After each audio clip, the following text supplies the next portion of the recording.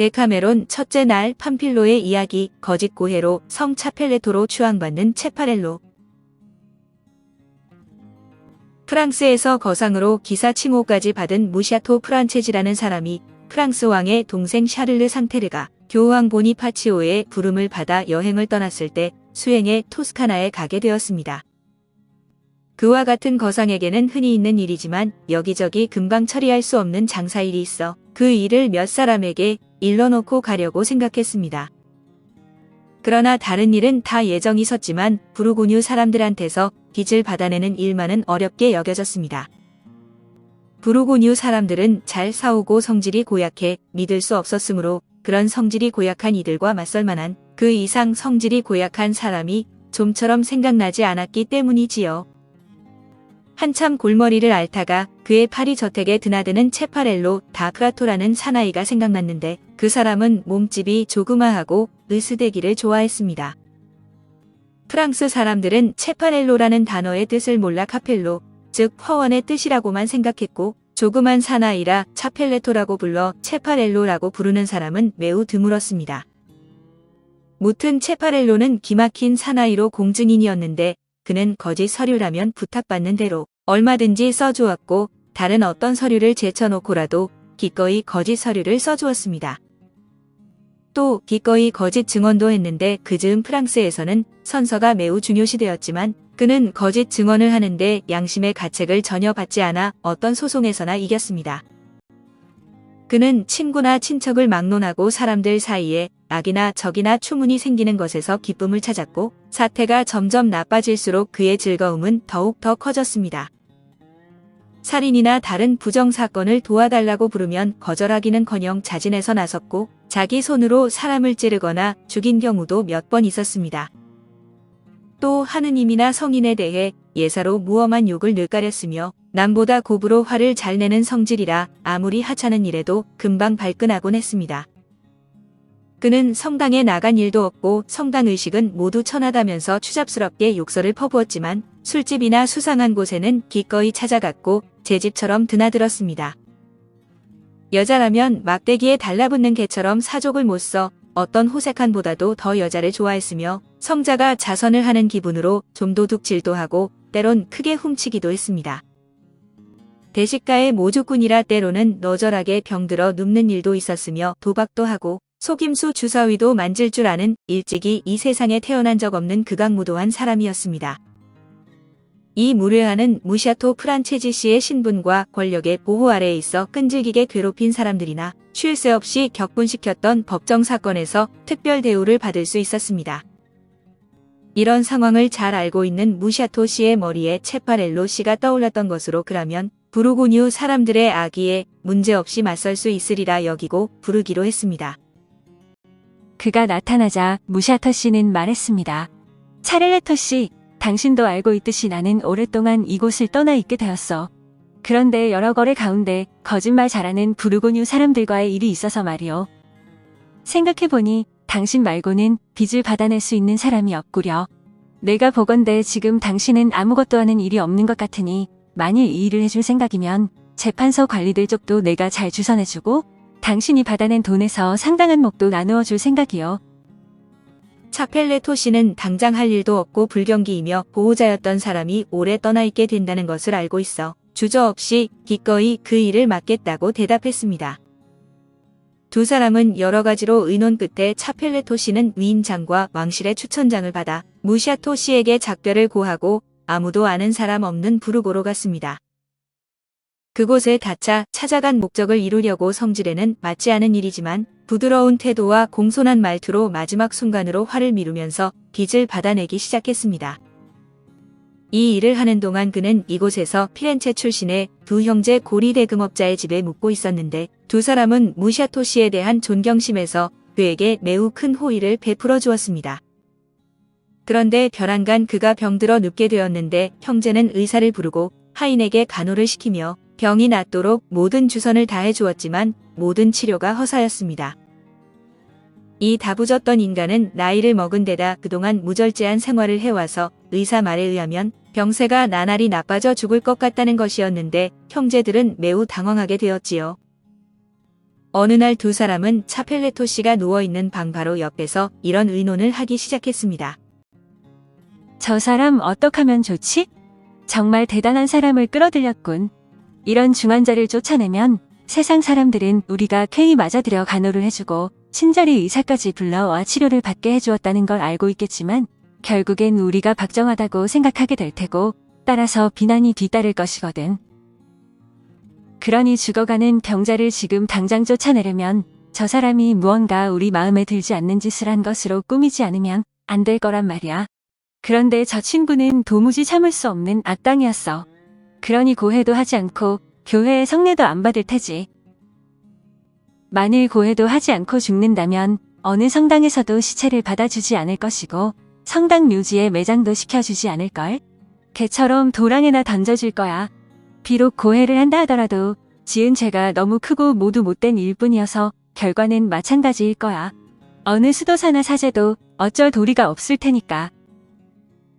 이곳 사람들은 우리 장사가 잘 되는 게 못마땅해서 늘 욕설만 퍼부어 왔으니 그런 일을 보는 날에는 우리 재산을 약탈하러 몰려올지도 몰라. 마구 떠들어대면서 외칠 테지. 이 개짐승 같은 이탈리아 롬바르드 놈들아, 성당도 내 놈들은 받아주지 않잖나. 이젠 내 놈들이 하는 짓을 도저히 가만히 보고 있을 수 없다. 그러고는 집안에까지 몰려와 우리 물건을 약탈해 갈 뿐 아니라 목숨까지 빼앗을지도 몰라. 그러니 저 녀석이 죽으면 아무튼 큰일 나게 생겼어.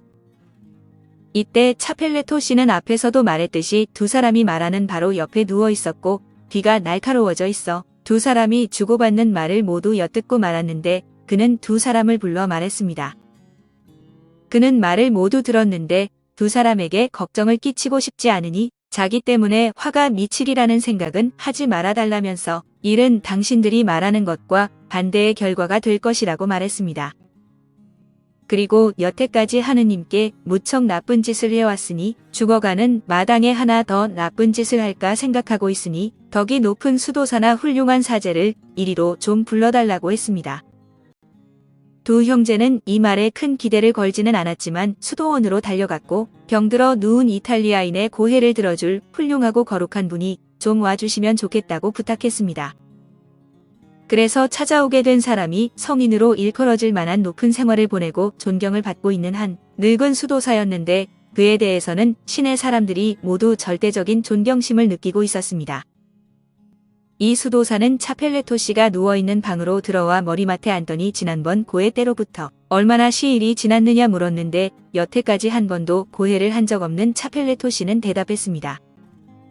신부님, 적어도 일주일에 한 번은 고해를 하는 것이 나의 습관입니다. 물론 그 이상 고해한 적도 자주 있었지요. 하기야 병들어 누운 지 8해가 지났으니 그동안에는 고해를 하지 못했습니다. 그토록 병이 무거웠거든요. 그러자 덕 높은 수도사가 말했습니다. 아들이여, 훌륭한 일이요. 앞으로도 그렇게 해주기 바라오. 그토록 자주 고해를 해왔다면 내 물음에 대답하기 그리 힘들지 않을 줄 아는데 어떻소? 그 말에 차펠레토 씨는 대답했습니다. 신부님, 그런 말씀 마십시오. 나는 자주 고해를 해왔습니다만 결코 충분히 했다고는 할 수 없으니까요. 그래서 나는 이 세상에 태어나게 된 그날부터의 모든 잘못을 남김없이 고백하려고 생각지 않은 적이 없습니다. 신부님께 부탁드립니다만 부디 아직 한 번도 고해를 한 적이 없는 인간이라고 생각하시고 무어나 서슴지 말고 질문해 주십시오. 내가 아는 몸이라는 사실을 개의하지 마시기 바랍니다. 그리고 이 몸을 아끼는 나머지 구세주께서 그 거룩한 피로써 구원해 주신 나의 영혼을 지옥에 떨어뜨리는 이보다 이 몸을 괴롭히는 편이 훨씬 낫다고 생각하니까요. 이 말은 덕 높은 수도사를 매우 기쁘게 했고 충분히 은혜를 입은 사람의 말로 생각했는데 수도사는 고해의 태도를 칭찬하고 먼저 여자에 대해 호색의 죄를 지은 적이 있느냐고 물었습니다. 차펠레토 씨는 긴 한숨을 쉬면서 대답했습니다. 신부님, 그 일에 대해서는 허영의 죄를 범하는 것 같아 사실을 말씀드리기가 정말 매우 부끄럽습니다. 덕 높은 수도사는 말했습니다. 과감히 고백하는 게 좋을까요? 사실을 말한다는 것은 고해의 경우나 그 밖의 경우나 결코 죄가 되지 않으니까. 이 말을 듣고 차펠레토 씨는 말했습니다. 그 말씀을 들으니 마음이 놓입니다. 그럼 말씀드립니다만 나는 어머니의 몸에서 나온 그대로 동정의 몸입니다. 오, 하느님이여, 축복을 내리소서. 덕 높은 수도사는 외쳤습니다. 다음에 수도사는 하느님의 마음을 어기고 폭음폭식의 죄를 지은 적이 없느냐고 묻자 차펠레토 씨는 깊은 한숨을 내쉬며 매우 많이 있다고 대답했습니다. 그는 신앙심 깊은 사람들처럼 사순절에 단식을 했을 뿐 아니라 매주 적어도 사흘은 빵과 물로만 살았는데 목이 마를 때마다 물을 흡족할 때까지 마구 들이켰다고 말했습니다. 그리고 기도를 한다던가 순례 여행길에 나서서 좀 피로할 때는 모주꾼이 포도주를 마시듯 욕심스레 물을 마셨다고 말했습니다. 또 야채 샐러드를 몇 번이나 먹고 싶어 했는지 모르겠고 자기와 마찬가지로 기도를 하면서 단식하고 있는 사람들 이상으로 음식의 맛을 즐긴 적도 몇 번이나 있었다고 대답했습니다. 수도사가 그런 죄는 아주 당연하고 하찮은 일이라 필요 이상으로 그대의 양심을 괴롭힐 필요는 없다고 하자 차펠레토 씨는 어떤 녹이거나 마음에 슬면 누구나 죄를 저지르는 셈이라고 했습니다.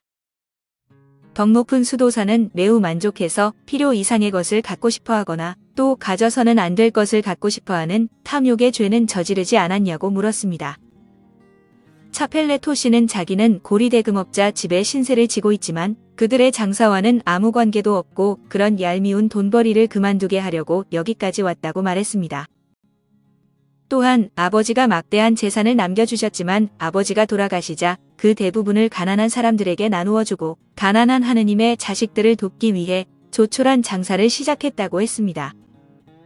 그리고 언제나 가난한 사람들을 생각하며 번 돈을 둘로 나누어 절반은 자기 생활비로 쓰고 절반은 그들에게 나누어 주었는데 하느님도 그를 도와주셔서 장사는 자꾸만 번창해 갔다고 했습니다.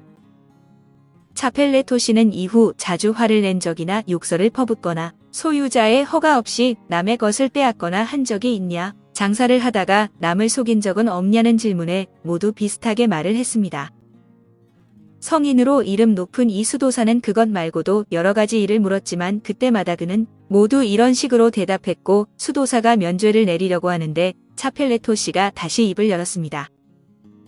차펠레토 씨는 토요일 오후 3시에 기도 뒤에 하인에게 집안 청소를 시켜 주의를 어긴 적이 있고 성당에서 악의로 한 일은 아니지만 침을 뱉은 적이 있다고도 했습니다. 이렇게 그는 짧은 시간에 자기가 한 갖가지 행위를 고백했고 마지막에 깊은 한숨을 쉬며 울음을 터뜨렸는데 수도사가 왜 그러냐고 묻자 차펠레토 씨는 대답했습니다. 신부님, 아직도 말씀드리지 않은 죄가 하나 남아 있습니다. 그것을 말씀드리려니 너무 부끄러운 생각이 들어서 이러는 것입니다.